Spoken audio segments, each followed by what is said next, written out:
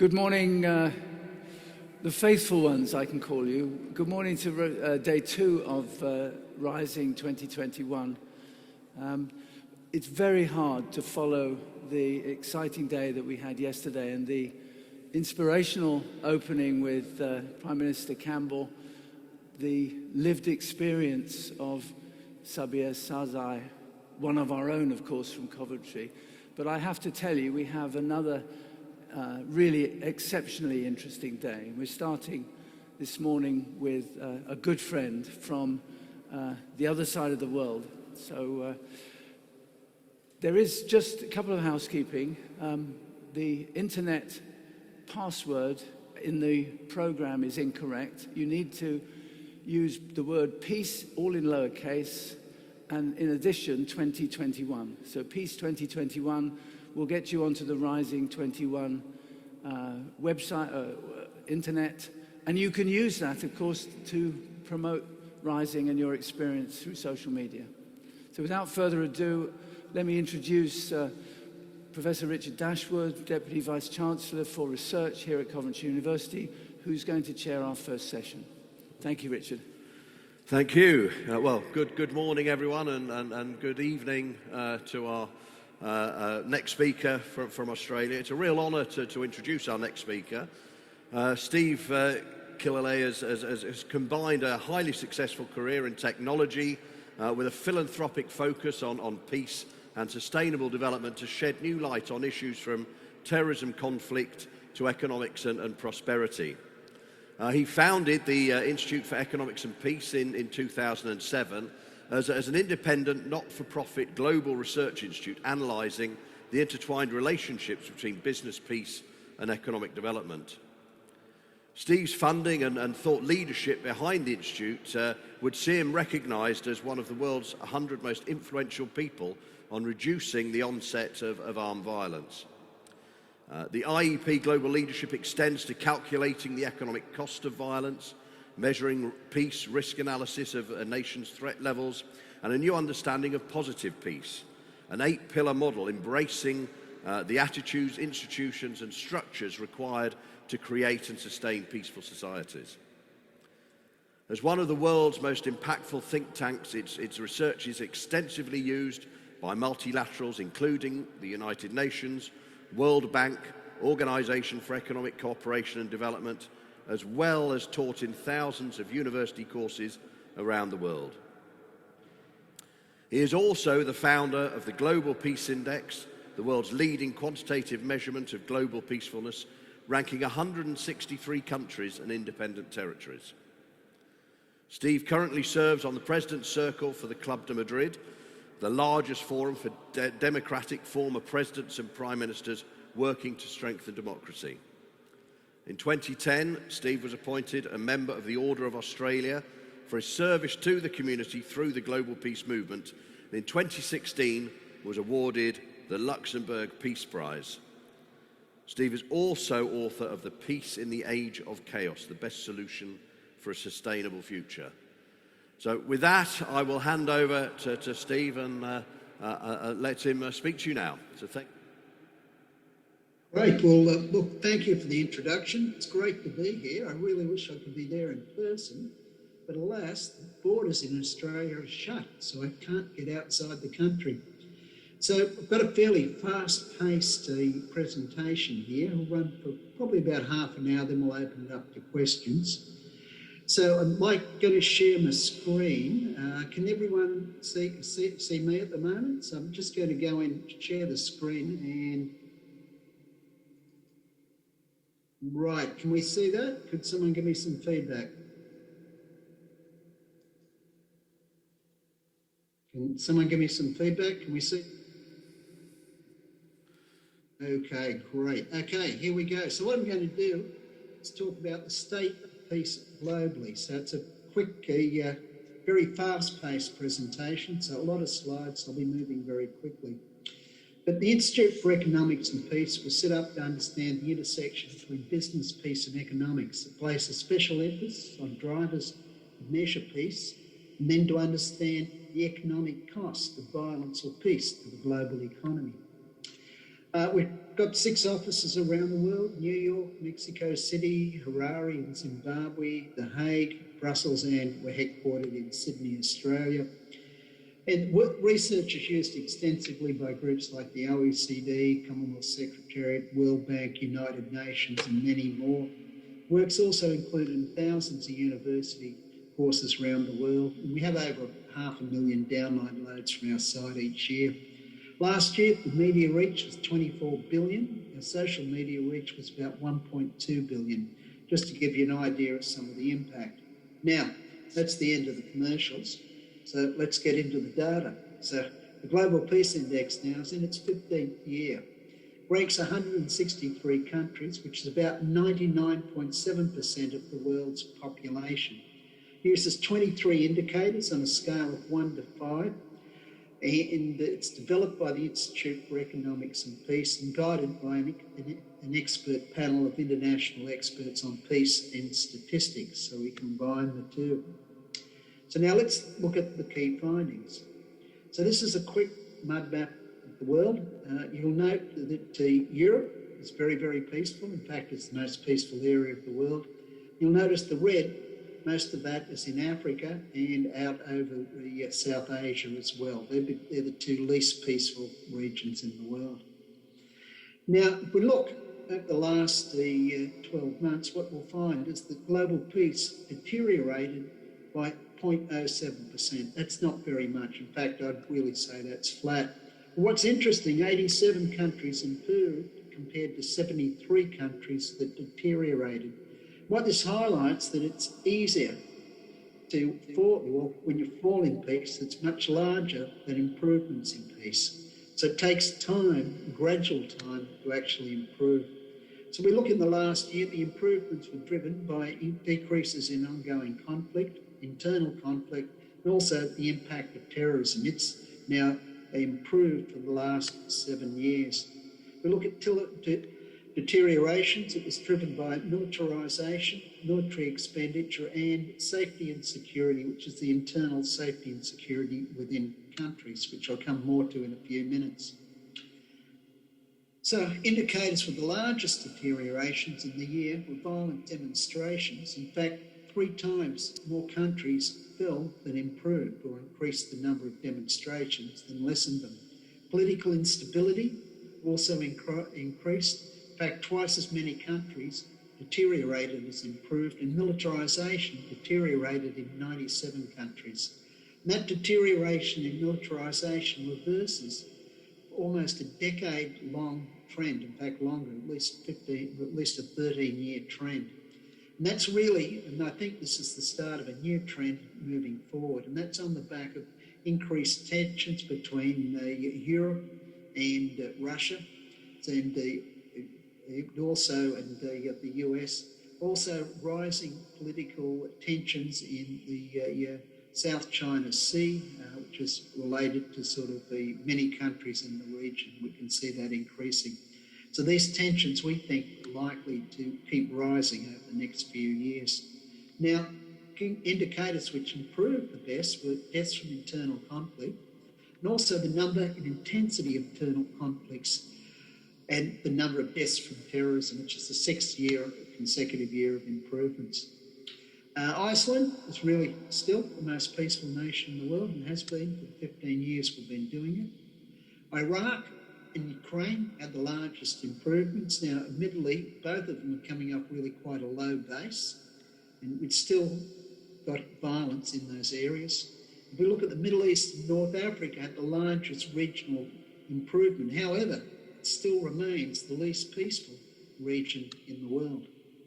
Europe remains the most peaceful, despite deterioration in political instability, and also it's had the big improvements in its terrorism scores.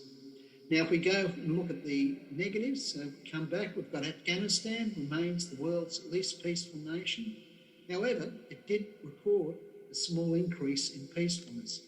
Now, obviously, this was done prior to the Taliban taking control. Burkina Faso and Belarus recorded the largest deteriorations.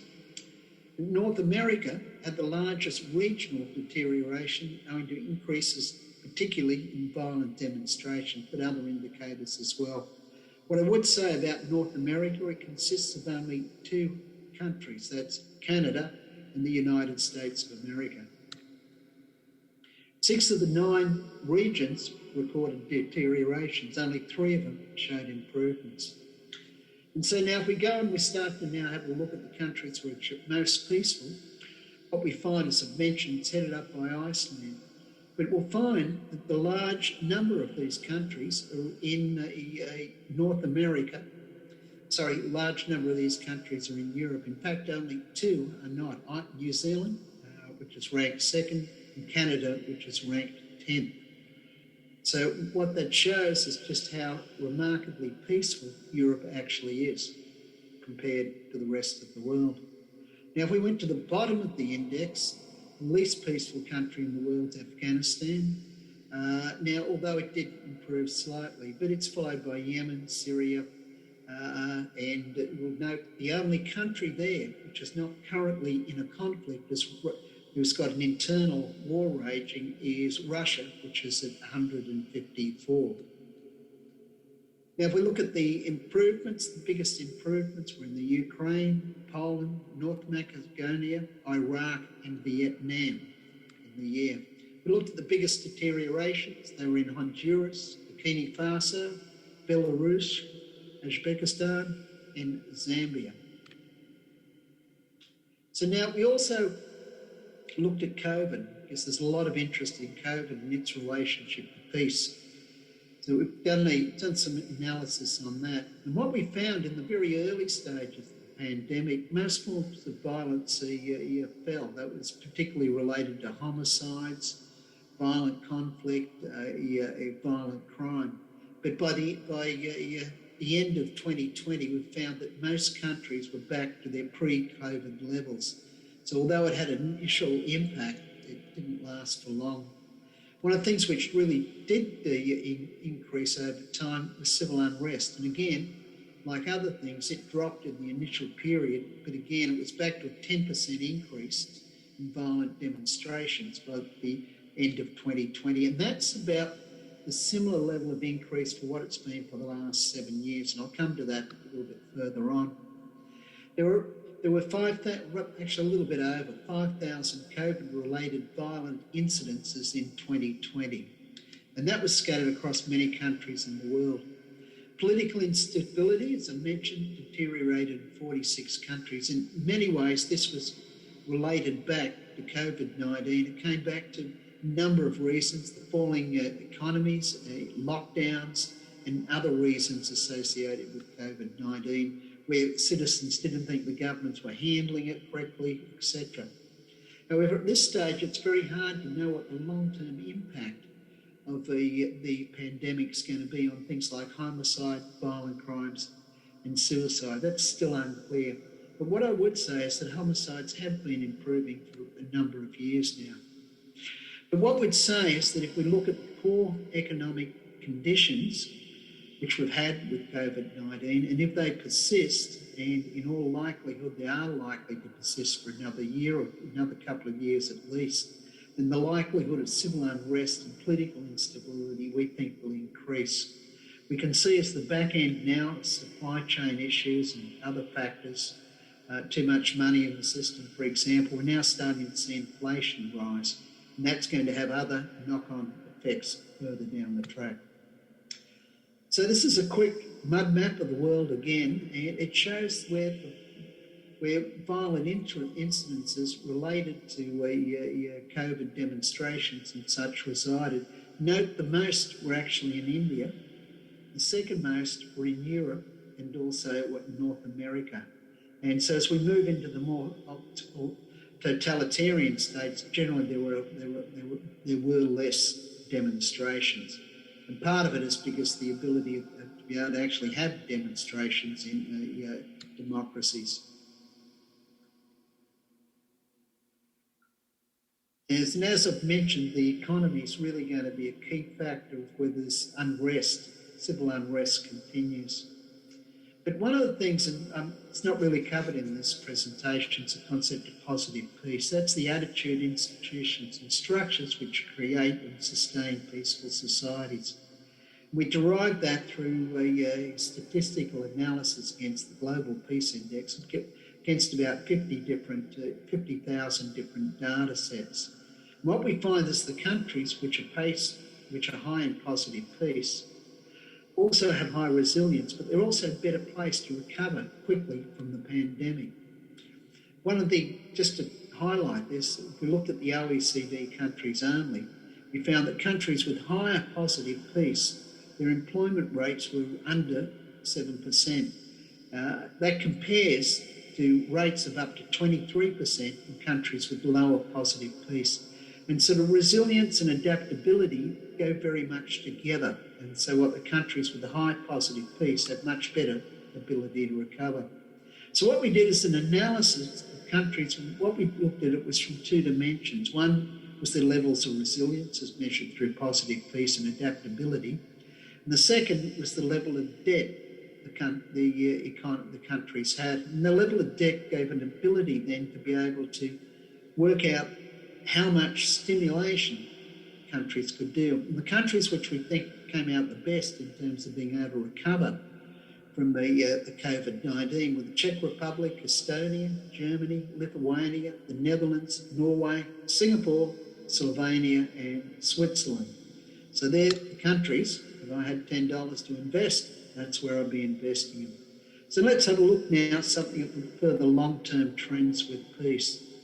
So we went back over the last decade, we'd find that 75 countries became less peaceful, 86 countries became more peaceful. And again, this highlights that that the falls in peace are much larger than improvements. So peace improves gradually. So all in all, over that period of time, peace has decreased by 2%.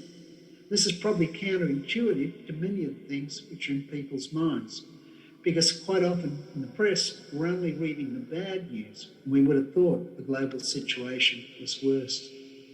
So now this just gives you an idea of how peace has changed over the last 13 years. And so up is bad, down is good. And so we can see we've been on a slowly level of decreasing peace since 2014. And if you note, over that period of time, the 13 years, it was only 3 years where peace actually improved. Now, we look at the Global Peace Index is divided up into 3 domains. One's ongoing conflict, safety and security, and militarisation. So now, you're going up on this is bad. Note that militarisation basically been improving up to about 2019, and we can now see that change in the trend line. Similarly, we can see since 2015 or 14 really, you can see that ongoing conflict had been increasing, it just improved. And we can see that safety and security, which is the internal measures of peacefulness, which we'll come to in a minute, has stayed fairly much flat since about 2010.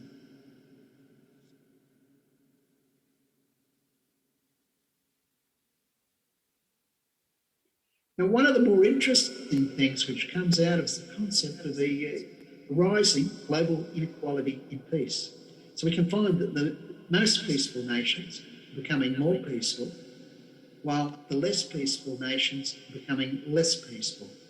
And so this is a trend now which has really started about 2011. It plateaued in the last year, but still it's a trend to be watched. Now, we'll come back to the 3 domains. So the first one's safety and security. So violent demonstrations have got much worse over the last decade. We can see that forcibly displaced people, that's counted by the UNHCR, that's doubled since 2008. But on the upside, we can find that the homicide rate has actually improved. Now, we come down and we just like to look at civil unrest. So this looks at all demonstrations, riots and general strikes. We can see that there's a long-term progression here. In fact, the figures have increased by 161% over the last decade. This is a trend we expect to continue in the next 4 or 5 years. So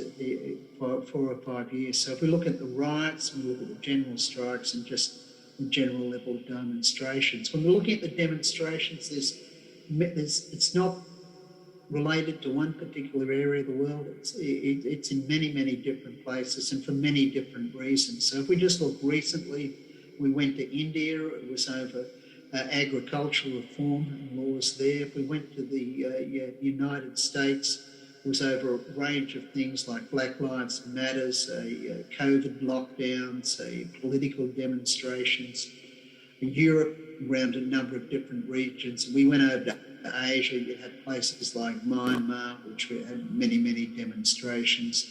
Also, if you went to Thailand, you'd find different political reasons for the demonstrations there as well. Now let's have a look at the ongoing conflict domain. So if we look at battlefield deaths, actually peaked in 2013. And if we look at the total conflicts, they've actually peaked a couple of years ago. So what we found is for many years, even though while battlefield deaths were going down, the number of conflicts and the intensity of the conflicts actually were increasing. And so what we can see is that now this seems to have just started to change in the last few years.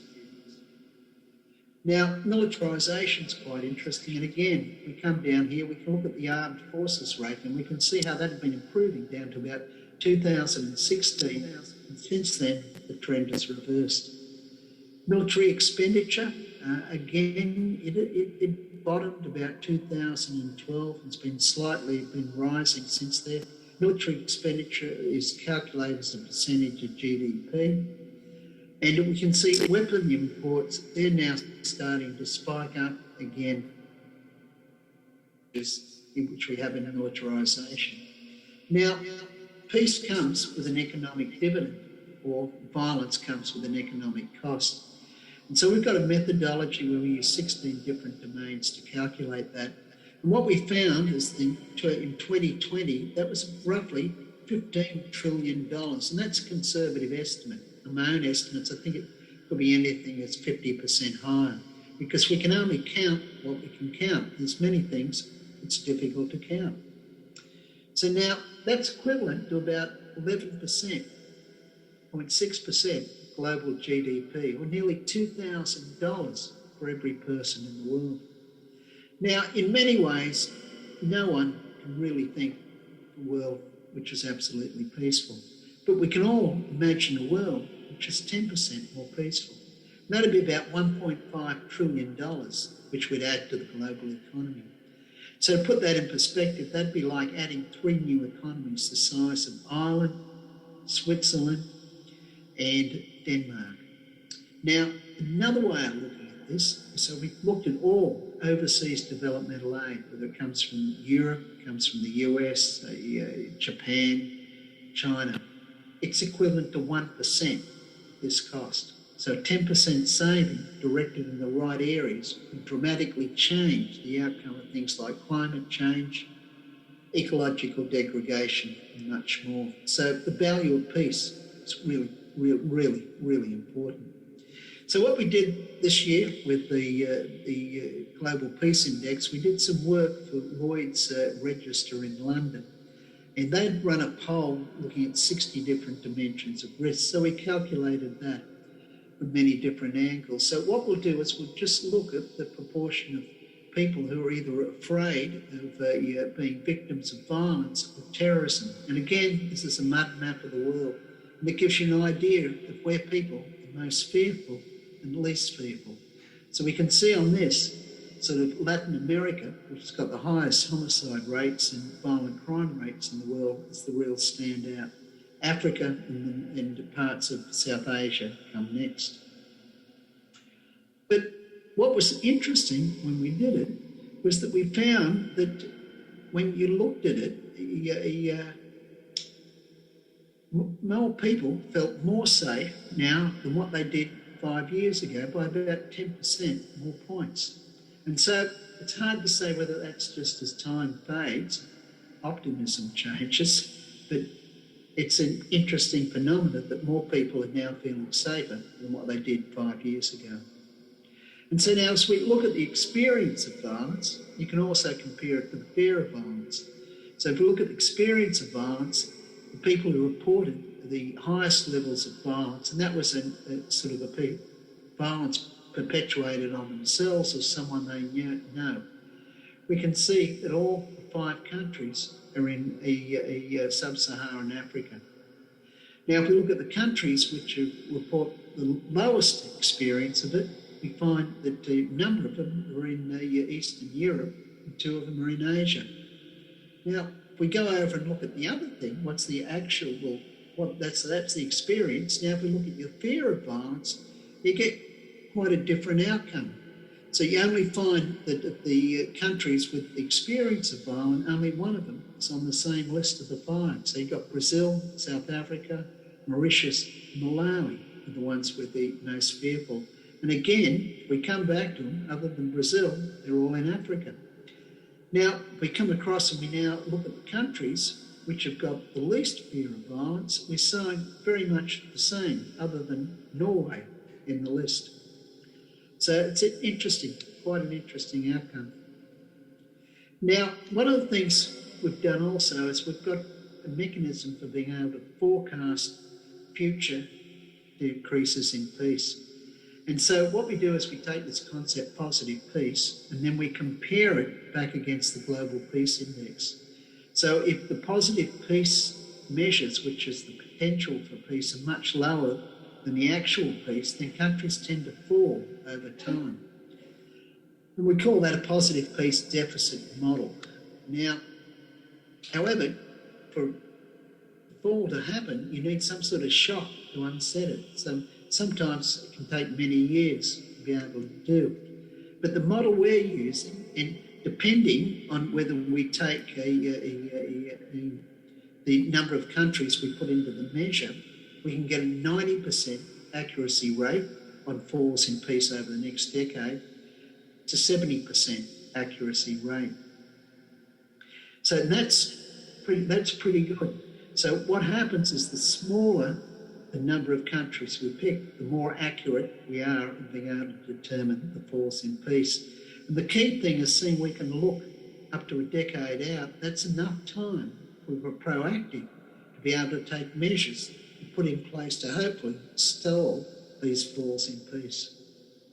And in 90% of the countries with a positive peace deficit of more than 50 places, and so that brings us down to 10, recorded the substantial falls in peace by 2019, a decade later.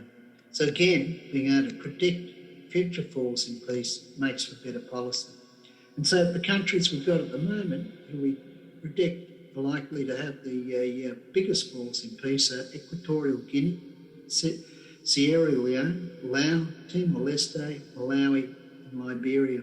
But what I'd say, if these countries are also improving in positive peace, that may offset it and fix it up over time. So this is the last part of the presentation, but we recently brought out a product called an Ecological Threat Report. And what it does is it looks at ecological threats around the world. And this was really one of the more fascinating things we've done in quite a period of time. And what we found was that the ecological damage and conflict work as a vicious cycle, where you get the ecological damage, it leads to conflict. Conflict then leads to further ecological damage as well. But it turned out to be much more than just the ecological damage which causes the conflict. There's a whole number of things which come together. So ecological damage is a major driver of conflict, and what we predict, this is going to get much worse over the ensuing decade. And look, just to drive this home, so when we're looking at the 15 countries with the worst ecological scores, 11 of them are currently classified as conflict countries. So we're looking at it, some of the future drivers, which make us believe it's going to get a lot worse. It's when you're looking at the concepts of malnutrition, food insecurity and population growth. They're getting worse in the most stressed countries in the world. And I'll cover a little bit more on that in the next few minutes. Again, just to drive this home, 28 of the 30 countries with the worst ETR scores in the bottom half of the Global Peace Index. And so, again, it just drives home this relationship between ecological degradation and a conflict. So, Sub-Saharan Africa is the country most at risk. And also, if we're looking at the 30 countries, the lowest resilience and the worst ETR scores are home to about 1.26 billion people. And these are what we call hotspot countries. So now, one of the more shocking things is if we look back over the last 7 years, the number of food insecure people globally is rising, and that reverses a decades-long trend where it had been improving. Now, if we look at it, here's a little table which drives it home. So in 2014, there was 1.65 billion people who were food insecure, about 22% of the population. That has now risen to about 2.4 billion people, or 34% of the world population. That's a staggering increase of 44%. And given the issues we got with COVID, depressed economies, and increasing populations in the countries with the worst issues, this is only going to get worse over the next decade, we believe, and I believe substantially worse. The vast majority, the increase occurred in 3 regions, so South Asia, Sub-Saharan Africa and South America. Now, the other thing is when we look at it, these issues are systemic in nature. And in many ways, what we need is solutions which are systemically related. So let's just think of the Sahel, for example. And so if we look at the Sahel, you've got Islamic militias there who've got loyalties to Islamic State and Al-Qaeda. You've got refugee issues. You've got really bad degradation of the food resources, water resources. The governments have got very weak systems, so it's very hard for them to actually control the territories in, let alone provide good system, good health or education systems. The population in those areas are increasing dramatically. In fact, Niger, which is one of the 8 countries in the Sahel, it's got the estimated will have the highest, or projected to have the highest population growth in the next 30 years at 161%. So when we look at the multilateral responses, and the UN does great work, okay? I really am a fan of the UN. But if we look at the approach in that area, you've got UNHCR looking after refugees. You might have UN peacekeeping operations tackling militias or French troops. You have the UN Population Fund, it's working on overpopulation. You have UNDP, then, which is working on various development issues, and again, it can be quite siloed, so you might have one group doing WASH, other doing standard development. You have UNICEF in there, working with kids. Then you might have the World Bank in, working with the weak governance within some of these countries. Then you may have the IMF in, which is trying to improve the business environment in these places. And if these problems are systemic in nature, we need solutions which are systemically based. And that's something which I think is one of the major innovations we have. So if you look at this, currently you've got refugees, food security, family planning, business development, health, and we need this, just to name some, we need to somehow integrate them. From that, you'll get improvements in productivity. You'll also get better local engagement, because at this level now, you can come down and work at the community level where you'll get better buy-in, more efficient, more targeted projects, which you can then scale from the bottom up. And look, in many ways, when we're looking into these areas too, business development, it's really missing in the meso levels. And that's where you're looking at businesses which need startup capital of 5 to 50,000. So it's a lot in the microfinance, particularly with women in the $100 to couple of $100 range. You'll find big investments with big business which come out of, let's say, the IMF or the World Bank. But the capital for the on-the-ground small business person in these areas is missing. And that's one of the things I think we can really look at. But out of this, the most surprising result was to deal with malnutrition. So what we found is that with males 5 to 19, the malnutrition rates compared to females are 3 times higher. And that was a totally counterintuitive result. But that was the most surprising thing. But there's very, very little research on it, and very, very hard to actually find and get those statistics. So now, just to finish up, if we're looking at sort of the 30 countries with the lowest resilience and the highest TR scores, as I mentioned, they're home to 1.26 billion people. 18 of the 20 countries in the world's least peaceful country, or the bottom half of the index. Positive peace is the best way to measure resilience. And what we find is with positive peace, if you can build that, you're now building the underlying measures in the society. So it's statistically associated with better food security, better water security, it's lower population growth, and it's better at managing natural disasters. In fact, no country with high positive peace has a poor ETR score. And that's because of the adaptability and the resilience. They're able to actually get the water they need, to be able to manage the economy, to be able to get the food they need. And where they can't, like countries like Singapore, they've got the exports to be able to fund the food to bring it in. And so improvements in positive peace will also be associated with better improvements in water, food, population growth, and thereby improving resilience. If we look globally, there's 3 clusters of hotspots in the world. We've got the Sahel and the Horn of Africa that runs from Mauritania to Somalia. The next one, Southern Africa, that's Angola to Madagascar. And finally, the Middle East, running from Syria over through Iraq, running over to Pakistan. This gives you an idea of the hotspot countries in the world. You'll notice most of them, a lot of them are in conflict. You've got Afghanistan, Angola, Chad, Ethiopia, Haiti, Iraq, Niger, Pakistan, Syria, Yemen, to name some.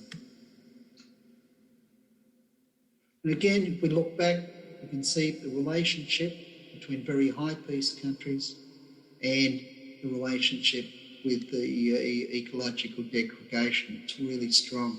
The bubbles denote the size of the populations in each of those quadrants. So you note the very high peace countries, it's where the smallest population is. The low peace countries is where you're going to have your biggest increases in population as well. Therefore, the resources are only going to get worse. To give you an idea of how malnutrition, again, you have it improving for decades, but from 2017 on, you can see that it's deteriorated. That truly is concerning for me. And if we look at the difference, and this is just a sample of countries, with the difference we're looking at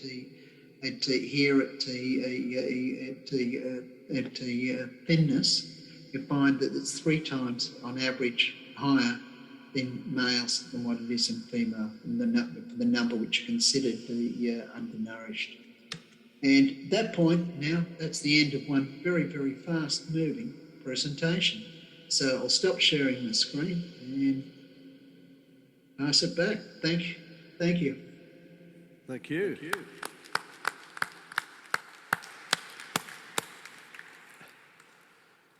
Right. Well, thank you very much, Steve, for a very interesting presentation. I have to say, as an engineer, I find that the quantification of some of these things makes it a lot easier for as a non-social scientist to actually understand and appreciate what contributes to peacefulness. We do have some time for some questions. I believe there's a roving mic, so if you raise your hand and someone will bring the microphone to you. If you'd like to introduce yourself as well. Hi, thank you. I'm Sylvia Brown from Islamic Relief Worldwide. Thanks for the wonderful presentation, and I enjoy reading the reports each time they come out. I work on community level peace building, and I'd like to know, do you measure at all investments in conflict prevention and investments that countries make in peace, and compare that to the cost of violence? So do you measure sort of the investment in conflict prevention compared to then the cost of humanitarian? That's a very good question. Yeah, Islamic Relief, it's a good, great organisation. In fact, we've got a family foundation, and one of the areas we're focusing on at the moment is famine relief. So we're funding money in through Islamic Relief into Yemen at the moment, particularly up in the Houthi areas.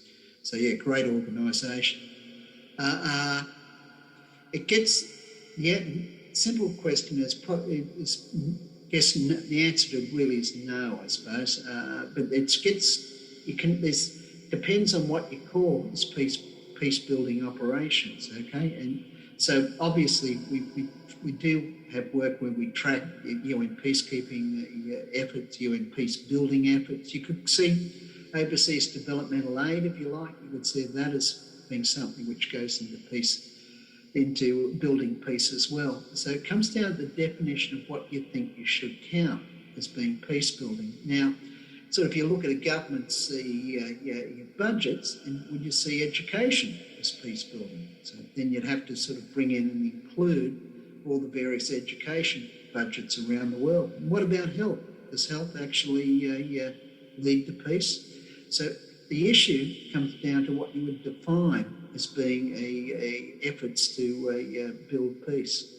So now, if you're coming down just looking at conflict and the ability to be able to stop conflict, and there's sort of various measures of that around.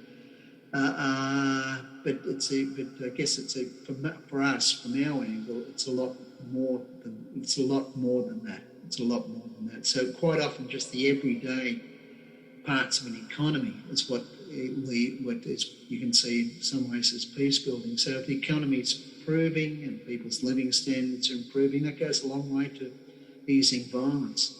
However, you can move into environments where you get a collapse in the economy, you get rising food prices, all those kind of things now lead to violence. So I think the reason we stay away from trying to do it, and it's a very good one, it's the definition of what is peace building, because it can be broad or as long as or as narrow as what one feels. But thanks for the question. Thank you. Do you have another question?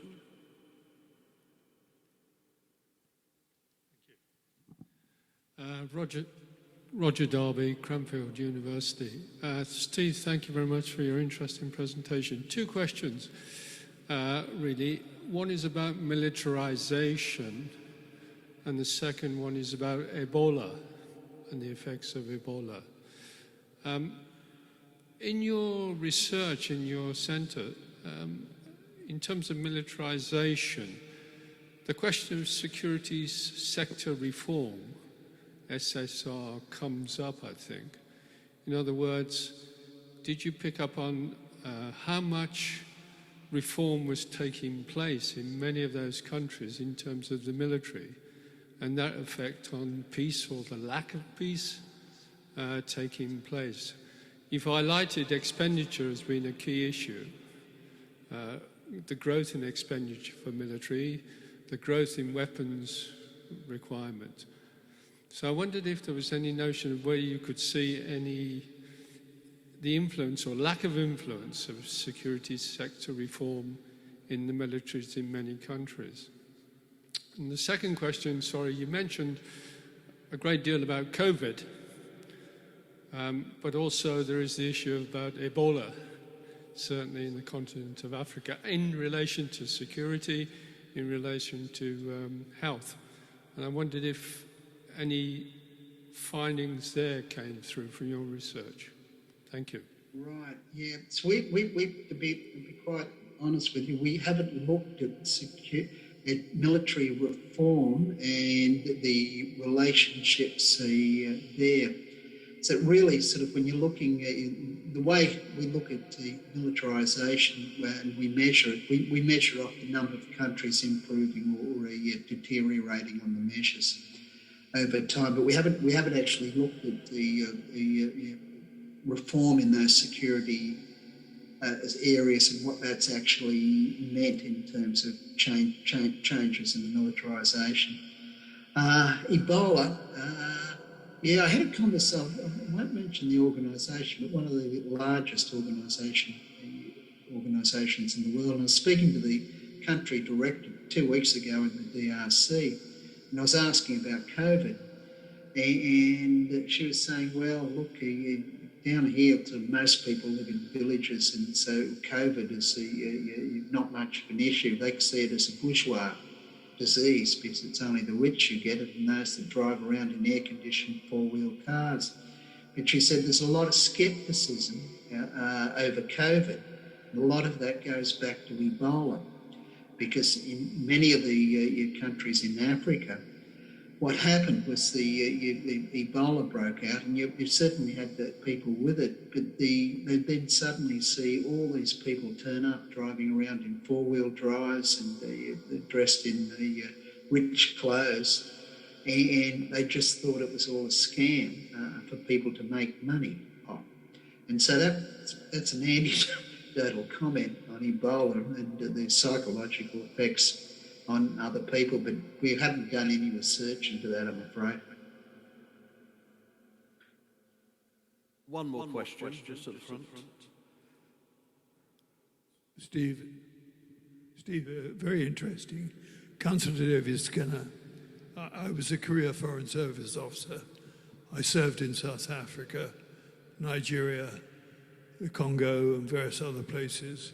I met people like General Mobutu Sese Seko himself, a very interesting person to meet. I'm disabled because of the service, and I will never walk again without crutches. The thing which has always come out with me, and which has come out from what you've said now, is the propensity to have large numbers of children, way beyond the number that people can possibly provide a reasonable living for. I remember in one case I heard a quote from one Afghan person who said, I have to have 10 children because so many of them will die that I've got to have 1 or 2 left to look after me. Any comments? Yes, certainly there's a number of things which fuel high population growth. The first, obviously, is related to the number of children which die.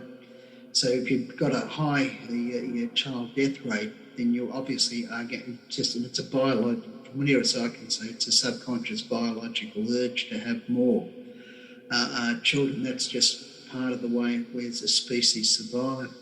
Also, sort of when there isn't any security net, your security net's your children. So the more children you've got, the more likely you are to have a strong security net. So from that angle, it just makes really, really, really good sense. Also, look, if you've got land and you've got more kids to work the land. So again, that can come back and make very, very good sense. So what happens is we move further up the economic ladder, and now we start to send kids to school, and we've got now a whole lot more expenses associated with the kids, and they're not actually providing any income. It's in sort of the rural environments. The kids quite often start working, really poor environments, they start working really young. So now all the expenses are going out, they're not bringing anything in, and we're much likely to have less children. And so that's part of the psychology around it. And that really comes back to sort of really, if you can actually increase the living standards for people, you can increase the levels of education, then they are likely to have a lot less children. But they feel they need the children for security. When they get older, they need the children to be able to work the fields which they've got, or to try and provide income at a young age. Or they've got high death rates, then it's very different. So that's pretty much my views around it all.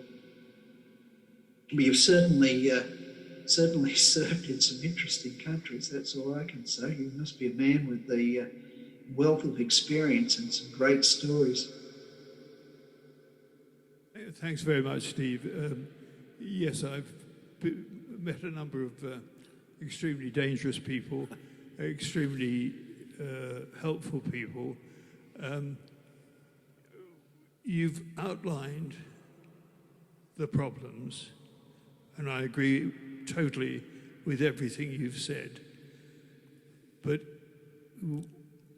in a simple question, are you optimistic or pessimistic?